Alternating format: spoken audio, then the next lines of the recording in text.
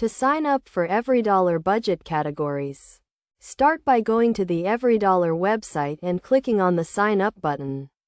You will be asked to provide some basic information such as your name, email address, and password. Once you have filled out the required information, click on the Create Account button to proceed.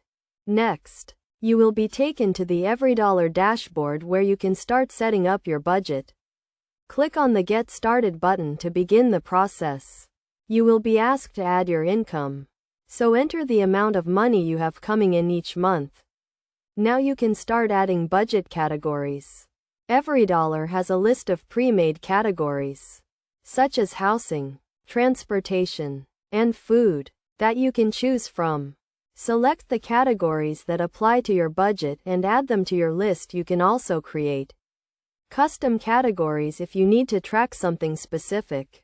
Once you have added all of your categories, you can start assigning funds to each one. Simply type in the amount you want to allocate to each category and click on the Assign button. You can also set financial goals, such as saving for an emergency fund or paying off debt. As you start using EveryDollar, make sure to track your expenses regularly to stay on top of your budget. You can do this by logging into your account and adding each transaction as you make it. This will help you stay organized and ensure that you are sticking to your budget.